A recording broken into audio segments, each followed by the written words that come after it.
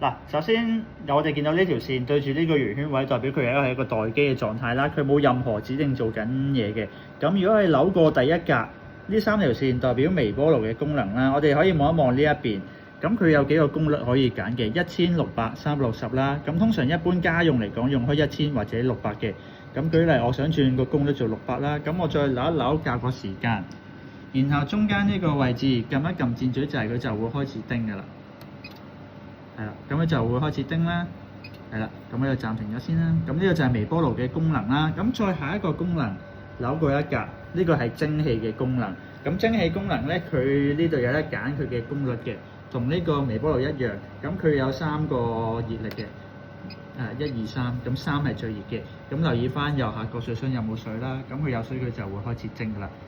咁佢眨下係正常嘅，因為佢係有水嘅。咁同樣地，你揀好時間啊、溫度，咁你撳開始佢就會去蒸起嘅嘢食啦。咁如果蒸嘅話，記得留意翻蒸嘅話咧，嗰一格一定要擺最頂嘅，因為蒸氣喺上邊噴出嚟嘅。你擺下邊嘅話咧，啲嘢係冇咁容易熟嘅，或者甚至乎完全唔熟嘅。所以記得蒸嘅時候要擺最上面嗰格啦。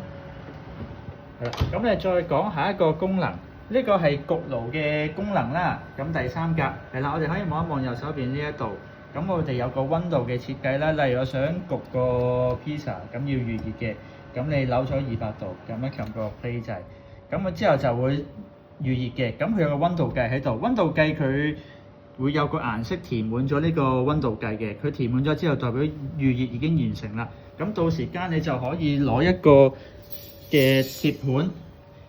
係啦，攞一個鐵盤，你可以將你嘅食物擺喺上邊，然後打開個蓋，跟住之後再放入去咁樣啦。咁當你放咗入去之後，你就可以撳一撳呢個時間掣，再撳一下，你就可以揀你想要焗嘅時間啦。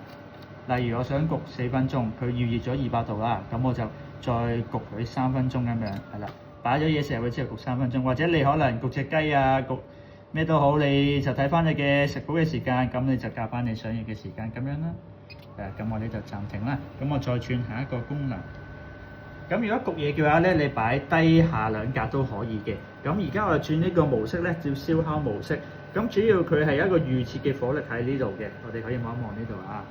係啦，咁我哋有3格嘅火力啦。咁3係最熱嘅啦，1係最低嘅。咁主要呢個功能有咩用咧？打個譬如，我啱啱焗咗啲雞翼，但係個皮嗰度唔夠窿嘅，咁我就可以將嗰啲食物就擺喺個鐵架嘅上邊，然後擺喺最頂嗰一格，即係呢個位置。咁佢就會幫你焗個面就焗到脆翻㗎啦，係啦，或者焗翻窿啲佢咁樣，係啦。咁佢淨係喺上面就會有啲熱力產生嘅，咁下邊就唔會有嘅。所以呢個功能主要係幫你焗熱翻啊，或者焗脆翻你表面嘅食物嘅，係啦。咁呢個係最常用嘅功能啦。係啦，咁呢個係都係一個焗爐嘅功能嚟嘅，咁佢就唔使預熱，佢直接可以使用嘅。咁佢一開始最基本嘅溫度係180度啦，係啦。咁但係呢個功能咧就比較少用嘅，因為佢係直接由0度幫你慢慢升到190度，咁樣嚟到焗嘢食啦。咁呢個情況下，可能你焗嘢嘅話咧，你受熱嘅程度咧就可能就唔同㗎啦，所以就比較難去控制你食物嘅烹調嘅程度啊，所以就建議你都係用翻我哋呢個熱風烤焗，係啦，自己預熱咗先，去到你想要嘅溫度嘅時候先再焗嘢食，好過直接用佢一個預設嘅溫度由0開始同你焗，係啦。咁如果再過一個功能，呢個就係一個清潔嘅功能啦，佢係 CALC，佢係幫你落一個鈣片嘅物體擺落去個水箱度，攪勻咗啲水，然後佢幫你清潔30幾分鐘嘅。咁呢個步驟通常都比較少用嘅，因為嗰粒鈣片都唔平嘅，係啦，同埋都需要去買嘅。每一次用你就落一粒去溝勻啲水再去清潔嘅，係啦。咁呢個就唔建議使用嘅。咁如果萬一真係用咗，佢會焗到去最後1分鐘嘅時候咧，佢會暫停咗嘅。咁到時你就倒咗嗰個水去，然後換一啲清水落去，再進行埋最尾嗰1分鐘嘅清潔。咁就清潔完之後再抹一抹就 OK 㗎啦。如果平時簡單清潔嘅，我哋再扭過一個模式啦，叫做蒸汽清潔。咁佢呢個模式咧就大約40秒左右啦。你只要入翻啲水落去，然後撳翻開始，佢就用蒸汽高溫清潔。咁佢高溫清潔完之後啦，用一個毛巾抹翻乾佢，然後打開透一透氣，散一散熱就可以㗎啦。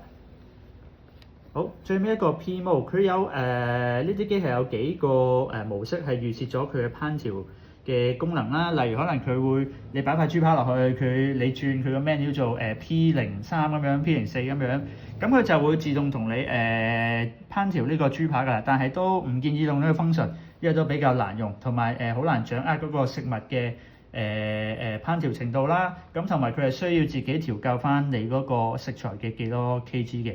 咁呢個功能比較複雜，亦都冇咁好用，咁就唔建議使用嘅，係啦。咁好，如果我哋轉翻一個圈，去翻最尾呢度，咁就變翻待機模式啦。